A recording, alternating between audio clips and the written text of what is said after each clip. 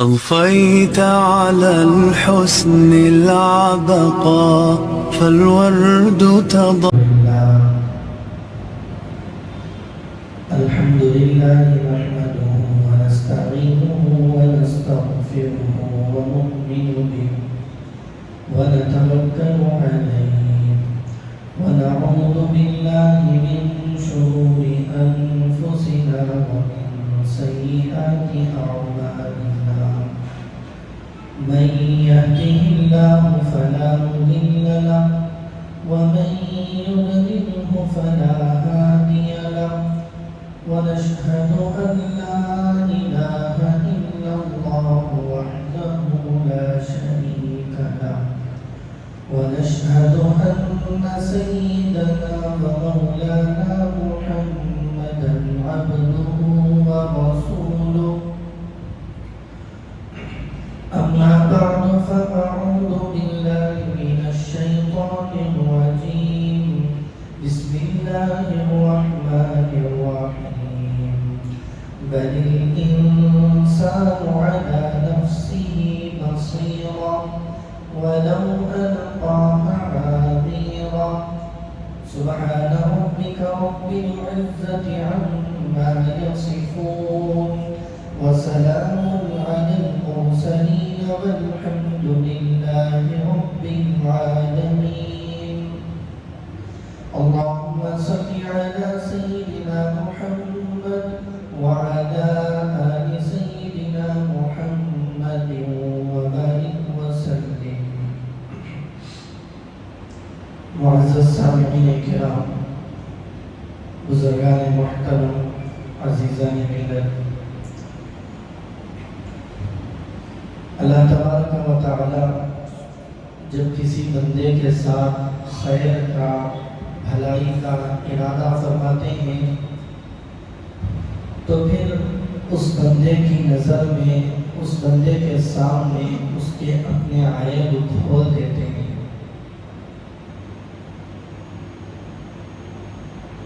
Doctor لوگوں کی اصطلاح میں ڈاکٹر لوگ یہ کہتے ہیں کہ انسان کی سب سے بڑی بیماری یہ ہے کہ انسان مریض اپنے آپ کو بیمار نہ سمجھے۔ مریض ہے، بیمار ہے، خود کو بیمار نہیں سمجھ رہا ہے، تو یہ سب سے بڑی بیماری ہے، کیونکہ جب آدمی خود کو بیمار ہی نہیں سمجھ رہا ہے تو پھر اس بیماری کا علاج کیوں کروائے گا؟ اب اس بیماری کے لیے پرہیز کیسے کرے گا جب بیماری ہی نہیں سمجھ رہا ہے؟ احساس اس وقت ہوگا جب وہ بیماری اس بندے کو گرا دے گی۔ اسی طرح جس بندے کی نظروں میں اس کے عیب کھل جاتے ہیں، اس کے عیب واضح ہو جاتے ہیں، تو پھر وہ بندہ اپنے عیبوں کی اصلاح بھی کرتا ہے، اپنے عیبوں کو دور بھی کر لیتا ہے۔ لیکن بعض بندے ایسے ہوتے ہیں اللہ جن کے آنکھوں پر پردہ ڈال دیتے ہیں تو پھر ان بندوں کو اپنے عیوب نظر نہیں آتے، دنیا کا ہر گناہ اس زمین پر رہ کر وہ کر رہے ہوتے ہیں اور پھر یہ سمجھ رہے ہوتے ہیں کہ دنیا کے اس زمین پر اگر کوئی اچھا انسان ہے تو میں وہ خود ہوں۔ آدمی خود اپنے آپ کو اپنا فیورٹ سمجھنے لگ جاتا ہے، جبکہ دنیا کی ساری برائیاں اس کے اندر ہوتی ہیں، وہ خود کو اچھا سمجھ رہا ہوتا ہے۔ یہ اسی وقت ہوتا ہے جب اللہ تعالیٰ انسان کی آنکھوں پر پردہ ڈال دیتے ہیں، وہ سب کچھ دیکھ رہا ہوتا ہے لیکن پھر بھی اندھا سمجھا جاتا ہے۔ لَهُمْ قُلُوبٌ لَا يَفْقَهُونَ بِهَا، ان کے دل ہیں لیکن سمجھتے نہیں۔ لَهُمْ أَعْيُنٌ لَا يُبْصِرُونَ بِهَا، آنکھیں تو ہیں لیکن ان آنکھوں سے نہیں دیکھتے۔ لَهُمْ آذَانٌ لَا يَسْمَعُونَ بِهَا، ان کے کان ہیں لیکن ان کانوں سے نہیں سنتے۔ ان لوگوں کے زمرے میں بندہ آ جاتا ہے کہ سب کچھ رہنے کے باوجود بے خبر بن جاتا ہے۔ اللہ کیا کہتے ہیں؟ اولئک کالانعام، یہ لوگ جانوروں کی طرح ہیں، بل ہم اضل، آگے اللہ کہتے ہیں ذرا غور سے سنیں، جانوروں کی طرح نہیں بل ہم اضل، جانوروں سے بھی گئے گزرے۔ اگرچہ کہ کافروں کے بارے میں اللہ نے فرمایا لیکن ان کی جو صفات اللہ نے یہاں پر گنوائی ہیں، دماغ ہو کر بھی، دل ہو کر بھی نہ سمجھنا، آنکھ ہو کر بھی نہ دیکھنا، دل ہو کر، کان ہو کر بھی نہ سننا، یہ صفات کسی بندے کے اندر آ جاتی ہیں تو دنیا کی ہر برائی اس کے اندر سما جاتی ہے۔ تو اس لیے اللہ تعالیٰ جب کسی بندے کو اپنی برائیاں، خود اس بندے کی برائیاں دکھا دیتے ہیں تو اللہ کی طرف سے بہت بڑی نعمت سمجھنی چاہیے۔ آج کا جو حال بنا ہوا ہے، مطلب پرستی کی دنیا ہے، حب مال، حب جاہ، آدمی خود اپنے آپ کو اچھا سمجھ لیتا ہے، کسی کی کوئی پرواہ نہیں ہوتی۔ آج کا عمومی ماحول سب بندے اس کے اندر مبتلا ہیں، یہ ماحول بنا ہوا ہے۔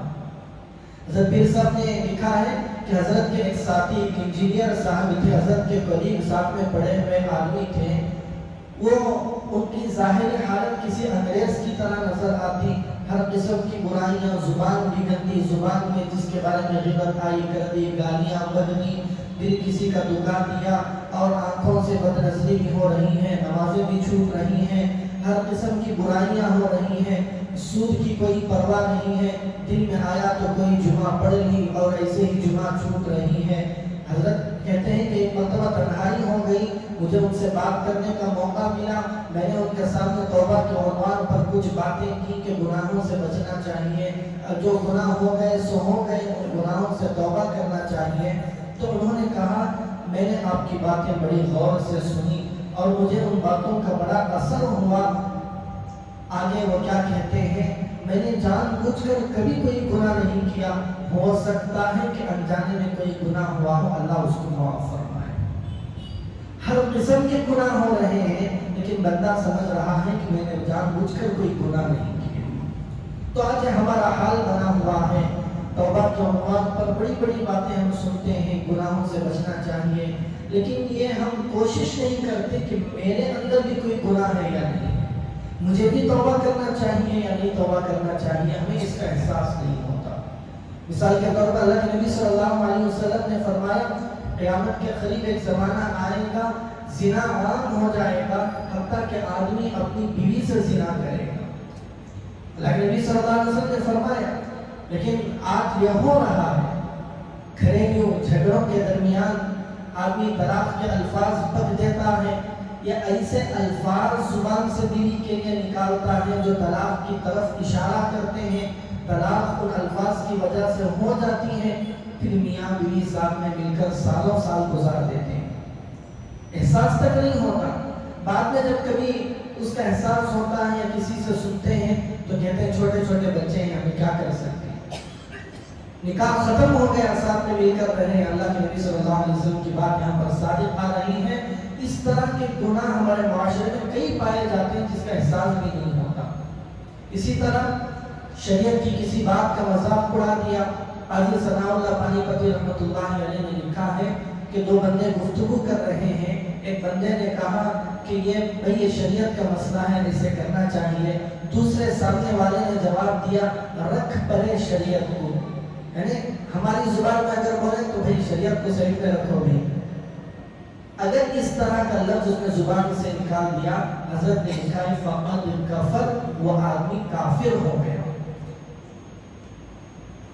ہم اپنی روزمرہ کی زندگی میں اس طرح کی شریعت کے مذاق بنانے والے کتنے الفاظ نکال دیتے ہیں، ان الفاظ کی وجہ سے بندہ کافر ہو جاتا ہے۔ جب بندہ کافر ہوتا ہے تو اس کی بیوی اس پر حرام ہو جاتی ہے۔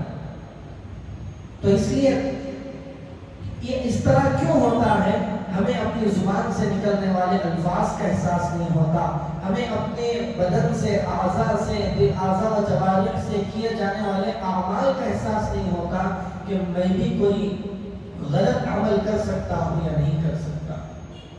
یہ تو اپنے آپ کو پہنچا ہوا بزرگ سمجھ رہا ہے کہ میں جو بھی کروں گا صحیح کروں گا، میں جو بھی سوچوں گا وہ صحیح سوچوں گا، میرے سے کوئی غلطی نہیں ہو سکتی۔ یہ تصور آدمی کو برباد کر کے رکھ دیتا ہے۔ تو اس لیے اللہ تعالیٰ جس بندے کو اپنی برائیوں کا احساس عطا فرما دے، یعنی اپنی برائیوں پر نظر عطا فرما دے، تو پھر اس بندے کو اللہ کی طرف سے اس سے بڑی کوئی اور نعمت نہیں ہو سکتی۔ صحابہ کے اندر یہ معمول تھا. صحابہ اپنے ایک ایک عیب کو تلاش کر کے اس کو دور کیا کرتے تھے.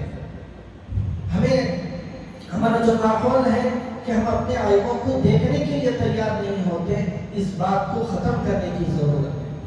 علماء نے لکھا ہے کہ 4 چیزیں ہیں جن کی وجہ سے بندے کو اپنے عیبوں کی اصلاح کرنے کی کوشش ہو سکتی ہے، توفیق مل سکتی ہے. پہلی چیز دیکھی، جو اپنی دوستی یاری ہے صلحاء کے ساتھ رکھے، نیک لوگوں کے ساتھ اپنی دوستی رکھے. اپنا جو فرینڈ سرکل ہے، ایسے فرینڈس ہوں، ایسے دوست ہوں جو اس بندے کو نیکی کی طرف ابھارے. اگر اس سے کوئی غلط کام ہو رہا ہو، غلط عمل ہو رہا ہو، تو اس کے دوست اس کو ٹوک رہے ہوں، اس کو روکنے والے ہوں.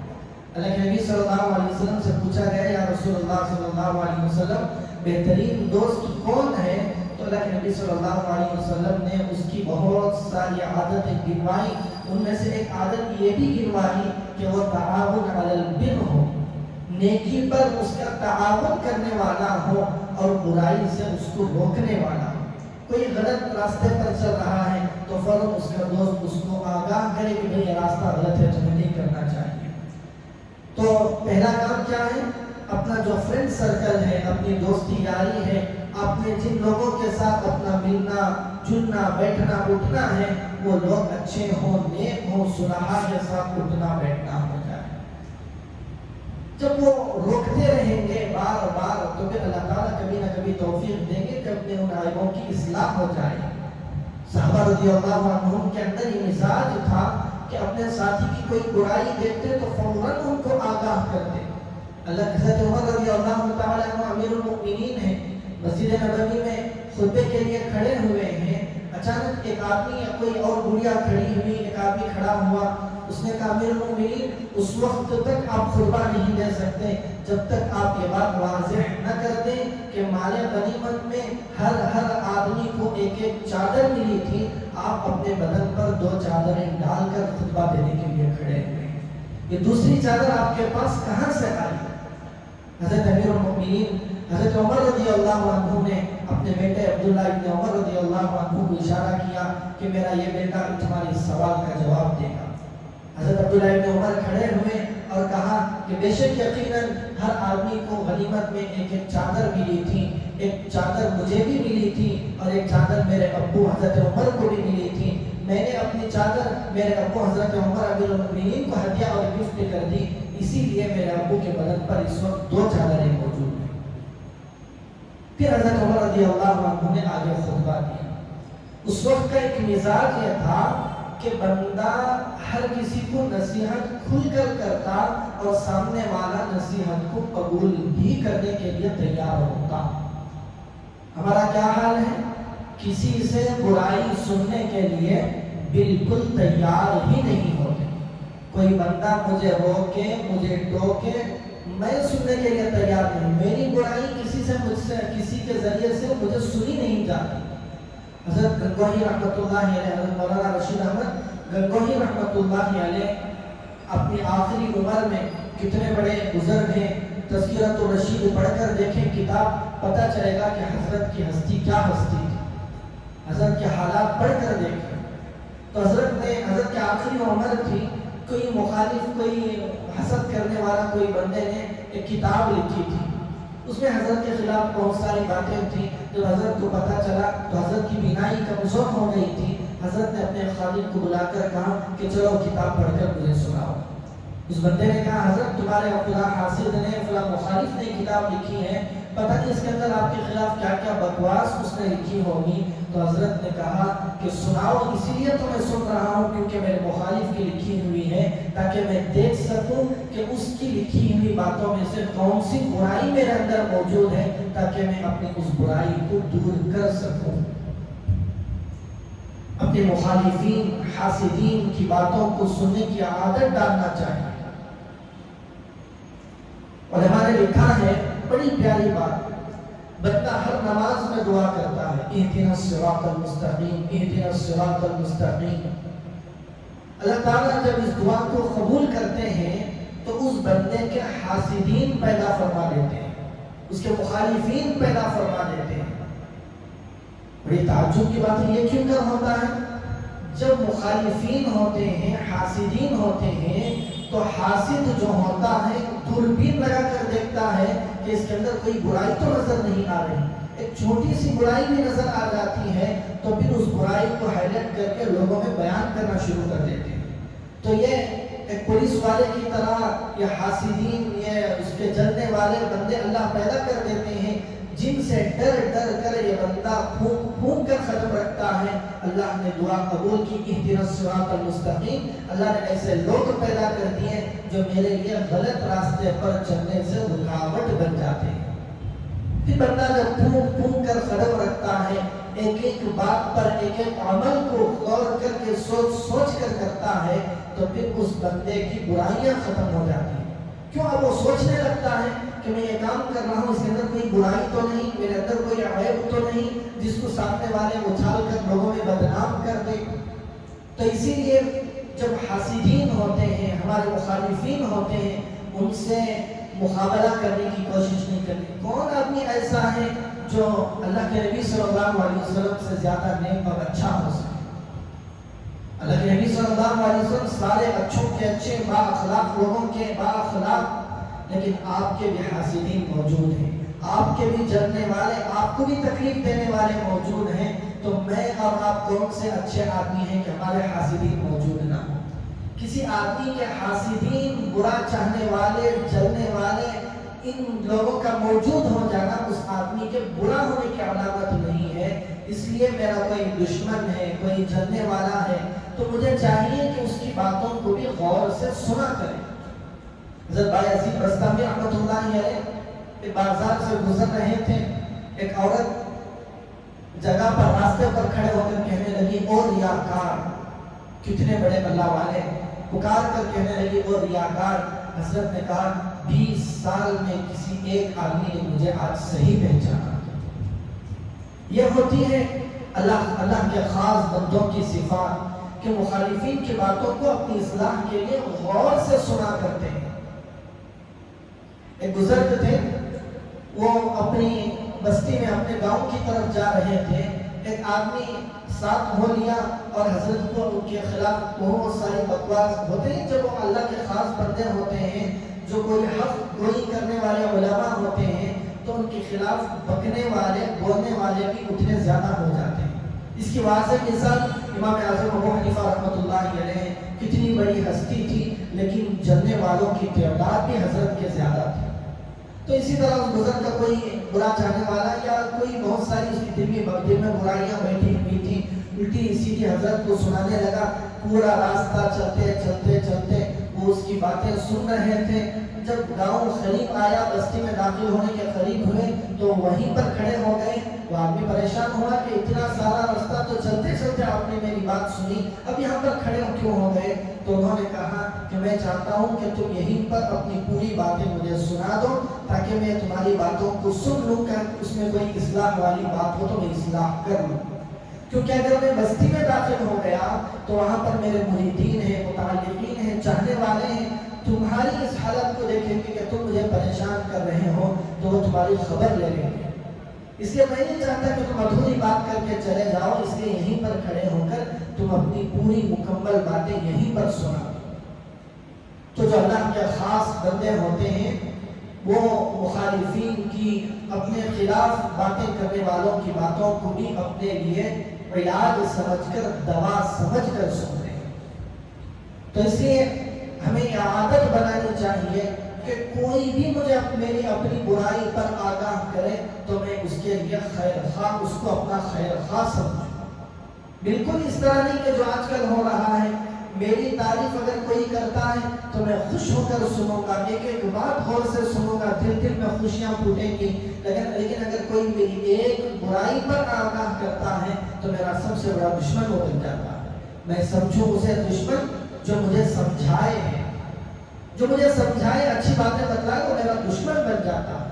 یہ بہت بری عادت ہے، اس کی وجہ سے آدمی کے اپنے عیبوں پر پردہ پڑ جاتا ہے۔ جب عیبوں پر پردہ پڑتا ہے تو ان عیبوں کی اصلاح کیسے ہو سکتی ہے؟ تو اس لیے غیروں کی مخالفین کی باتوں کو کیا کرنا ہے؟ غور سے سننا ہے اور اس کے ذریعے سے اپنی اصلاح کی کوشش کرنی ہے۔ پہلی چیز تھی نیک لوگوں کے ساتھ، صلحاء کے ساتھ اپنا اٹھنا بیٹھنا کرنا۔ دوسری چیز حاسدین کی باتوں کے ذریعے سے اپنی اصلاح کرنا۔ میں نے اس سے پہلے بھی کہا، حضرت لقمان حکیم رحمۃ اللہ، حضرت لقمان حکیم سے کسی نے پوچھا کہ آپ نے یہ حکمت والی اچھی باتیں کہاں سے سیکھی؟ بڑے حکیم تھے، زبان کھلتی تو ایسی حکمت کی باتیں نکلتی کہ لوگوں کی اصلاح ہو جایا کرتی تھی۔ اسی لیے تو اللہ نے ان کی حکمت کی باتیں قرآن پاک میں ذکر کی ہیں، اتنی بڑی اچھی اچھی باتیں کیا کرتے تھے۔ کسی نے پوچھا کہ آپ نے یہ باتیں، یہ اخلاق، یہ ادب، یہ اچھی چیزیں کہاں سے سیکھی؟ تو انہوں نے کہا مخالفین کی باتوں سے۔ یہ ادب کہاں سے سیکھا؟ تو کہا بے ادب لوگوں سے۔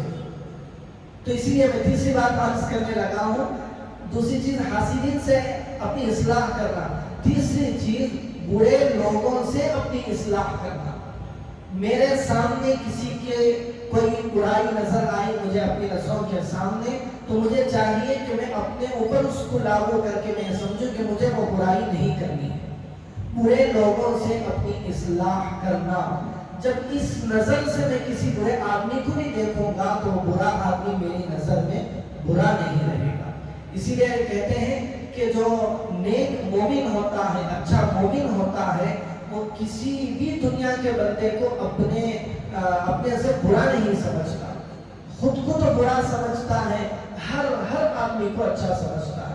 حتیٰ کہ لکھا ہے کہ اگر کوئی میرے سامنے والا بڑی عمر والا ہے تو اس کو یہ سمجھے کہ چلو بھی میرے سے کتنی بڑی عمر والا آدمی ہے، جب اس کی عمر زیادہ ہے تو اس کی نیکیاں بھی زیادہ ہوں گی، اس کے رمضان کتنے مجھ سے زیادہ ہوں گے، جب اس کے رمضان زیادہ، نیکیاں زیادہ، تو یہ بندہ میرے سے اچھا بندہ ہوا، مجھے چاہیے کہ اس کی عزت کی جائے۔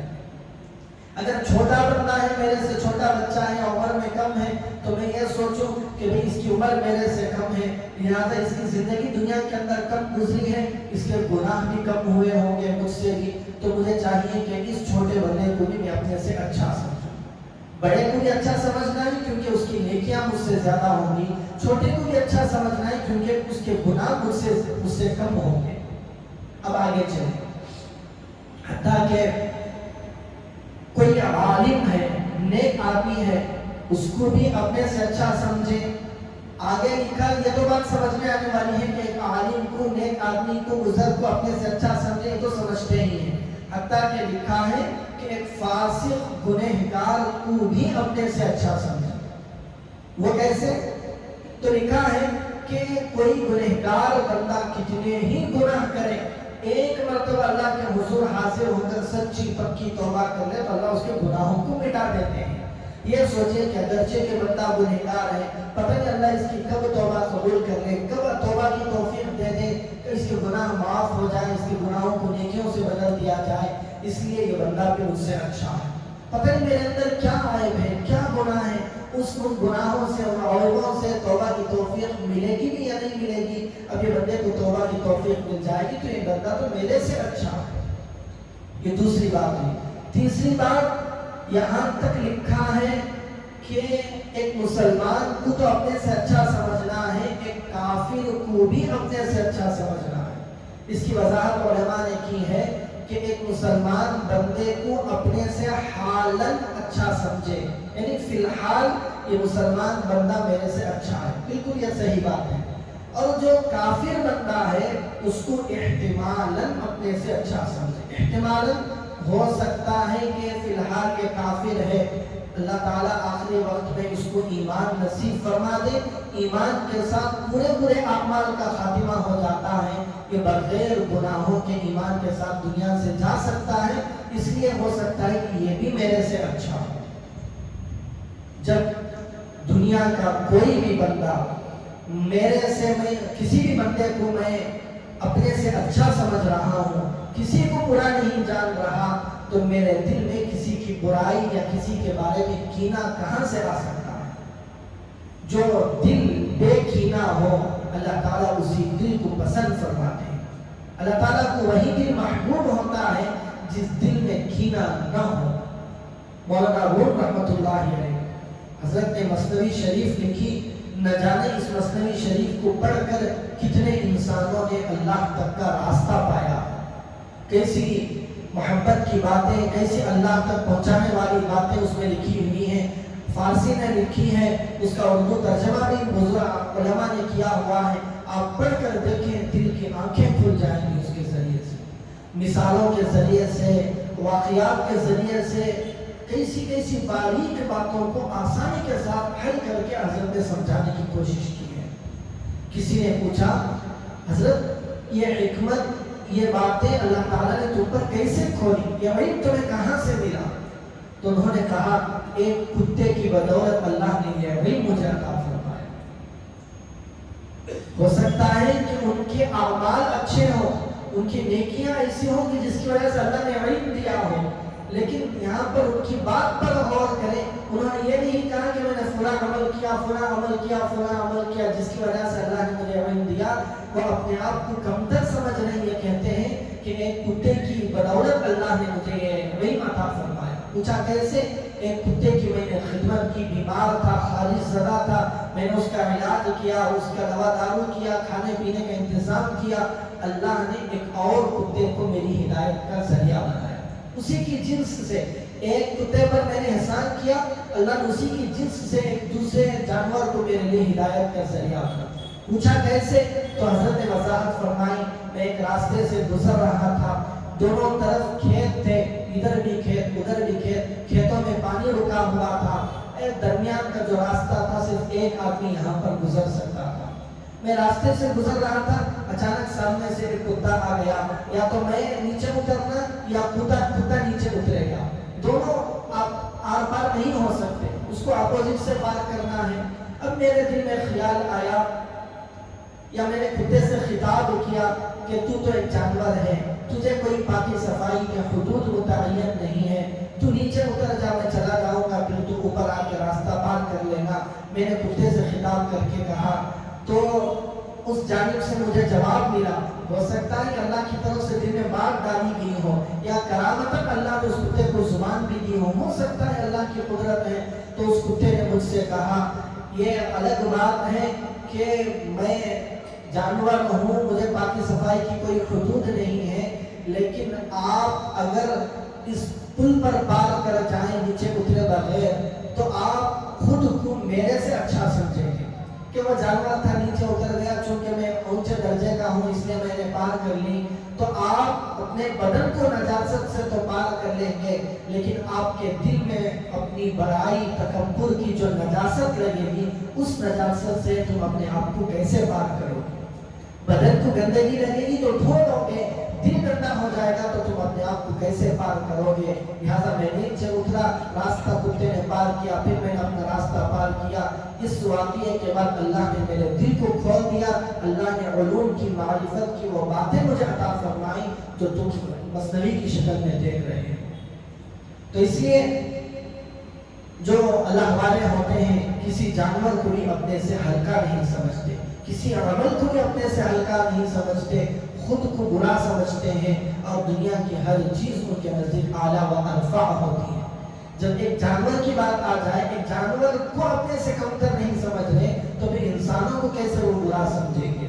तो जो बंदा अपनी इस्लाह चाहता हो, अपने आप को दुनिया के अंदर भी चमकाना और आखिरत के अंदर भी चमकाना चाहता हो, आखिरत की नजात चाहता हो, आखिरत की नजात उसी वक्त हो सकती है जब दुनिया के अंदर बंदे का दिल चमक जाए, उसके अंदर का बातिन बुराइयों से पाक हो जाए।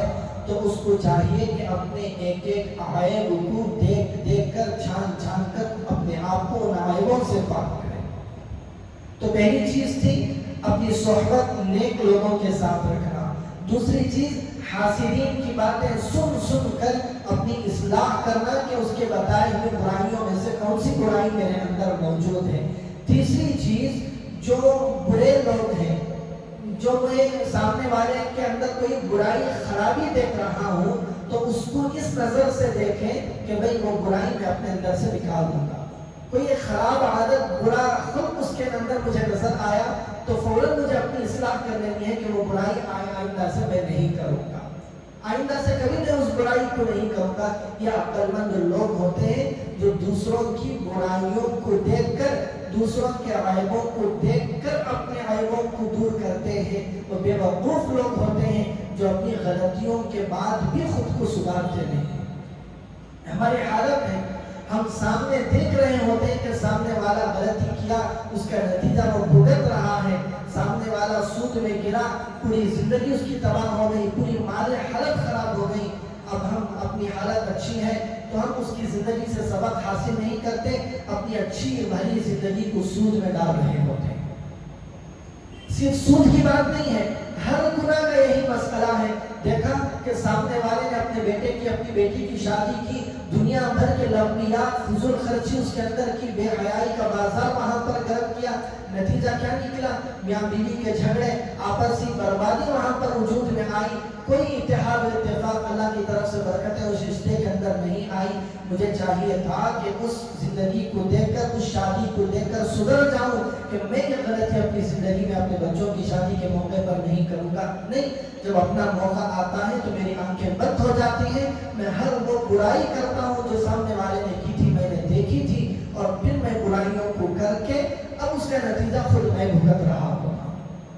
تو اس لیے اللہ حفاظت فرمائے. عقل مند آدمی وہ ہے جو سامنے والے کی برائیوں کو دیکھ کر اپنی برائیوں کو دور کرے، سامنے والے کے عیبوں کو دیکھ کر اپنی عیبوں کو ختم کرنے کی کوشش کرے. تو میں عرض کر رہا تھا، اللہ تعالیٰ جس کو اپنے عیبوں پر دیر قصور اس کو کہتے ہیں، حضرت مجدد الفیضانی رحمۃ اللہ علیہ نے یہ نام دیا کہ بندے کو اپنے عیبوں پر جب نظر پڑ جاتی ہے تو پھر اللہ تعالیٰ اس بندے کے اوپر اس سے بڑی نعمت نہیں ہوا.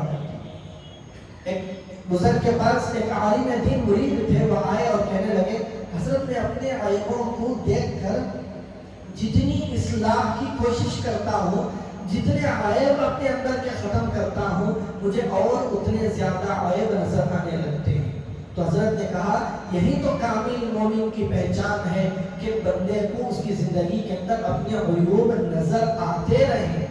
انسان ہے، غلطیاں ہوتی رہتی ہیں، عیب اس کے اندر موجود ہوتے ہیں، بس دیکھنے کی ضرورت ہوتی ہے. مجھے اپنے عیب نظر نہیں آ رہے ہیں تو یہ نہ سمجھے کہ میرے اندر کوئی عیب نہیں ہے.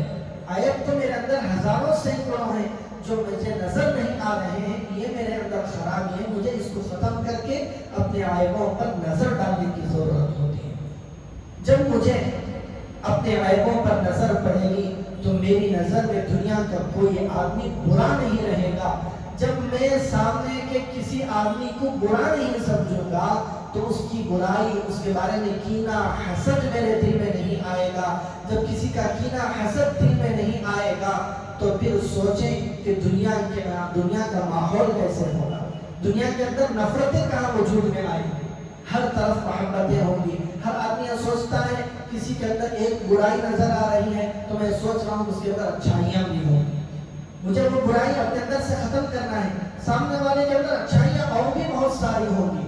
تو جب ہر بندے کی نظر اس طرح ہو جائے گی تو پھر ہر طرف محبتیں ہوں گی، ہر طرف اصلاح کا ماحول بن جائے گا.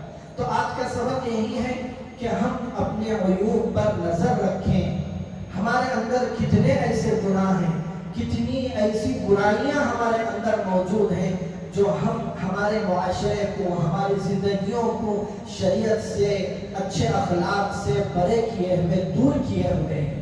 ہم اللہ سے مانگیں، اللہ میرے عیوب کو مجھ پر کھول دیجیے.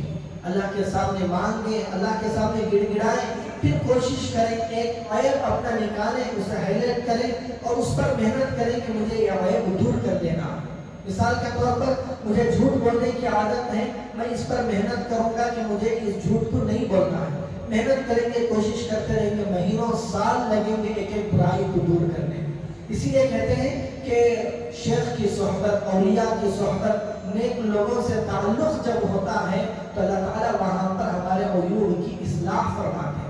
ہماری نظر میں بہت ساری برائیاں ایسی ہوتی ہیں جن کو ہم برائیاں نہیں سمجھتے. جو کوئی شیخ کامل ہوتا ہے، بڑا بزرگ اللہ والے ہوتے ہیں، اللہ ان کو برائیاں دکھاتے ہیں. حضرت جنید بغدادی رحمۃ اللہ علیہ کا ایک مرید تھا، وہ ہمیشہ خواب میں جنت دیکھا کرتا، جنت کی سیر کیا کرتا اور لوگوں کے سامنے آ کر بڑے شان سے بیان کرتا کہ دیکھو کہ اللہ مجھے خواب میں جنت دکھا رہے، جنت کی سیر میں کرتا ہوں. آخر حضرت کے سامنے بھی اس نے تذکرہ کیا کہ میں اس طرح جنت کو خواب میں دیکھتا ہوں، تو حضرت نے سمجھایا کہ دیکھو یہ کوئی اچھی علامت نہیں ہے، شیطان کا فریب ہے، جال ہے، تم اس سے بچتے رہنا۔ تو وہ اس مجلس سے خاموشی سے اٹھ گیا، اور بعد میں اس کے ذہن میں خیال آیا، حضرت میرے اوپر جلنے لگے کہ اللہ مجھے جنت دکھا رہے ہیں۔ اب دوسری رات یہ سویا، پھر جنت کا دیدار ہوا، جنت کی سیر ہوئی۔ حضرت نے ایک نسخہ بتایا تھا، اگر تمہیں آزمانا ہے کہ یہ واقعتاً جنت ہے یا شیطان کا جال ہے، تو چلو جب تمہیں جنت نظر آنے لگے تو تم اپنی زبان سے لا حول ولا قوہ پڑھ لینا۔ تو بندہ دوسری رات جب سویا تو پھر جنت کی زیارت ہوئی، جنت کا سیر کر رہا تھا، اپنی زبان سے کہا لا حول ولا قوہ، تو فوراً اسی وقت جنت کے نظارے سامنے سے ہٹ گئے اور دیکھا کہ بوسیدہ پرانی ہڈیاں، گندگی وہاں پر پڑی ہوئی۔ پورا ماجرا آ کر حضرت کے سامنے بیان کیا تو حضرت نے کہا یہ کوئی جنت نہیں تھی، یہ تمہاری برائیاں تھیں جن کو مزین کر کے شیطان تمہیں دکھا رہا تھا، جس کی وجہ سے تم خود پسندی، خود رائی کے اندر مبتلا ہو گئے تھے۔ جب تم نے لا حول پڑھا تو لا حول شیطان کو بھگاتا ہے، شیطان بھاگا تو تمہیں وہاں پر برائیاں گندگی کی شکل میں نظر آئے۔ تو میرے اعمال، میری برائیاں بہت ساری ایسی ہوتی ہیں جن کو میں اچھائیاں سمجھ رہا ہوتا ہوں۔ جب کسی نیک کامل شیخ یا اچھے لوگوں کے سامنے ہم تذکرہ کریں گے تو وہ بتائیں گے کہ میری یہ اچھائی ہے یا میری برائی ہے۔ تو میری برائیوں کو بتانے والے کوئی اللہ والے ہی ہو سکتے ہیں، تو نیک لوگوں سے تعلق بھی ہماری اصلاح کے لیے بہت ہی زیادہ مفید اور ضروری ہوتا ہے۔ تو اللہ تعالیٰ ہم سب کو، ہمیں اپنے عیوب جان کر دور کرنے کی اور ان کو ختم کرنے کی توفیق عطا فرمائے، ہمیں اپنے باطن کی اصلاح کی کوشش کرنے کی توفیق عطا فرمائے۔ وآخر دعوانا ان الحمد للہ رب العالمین۔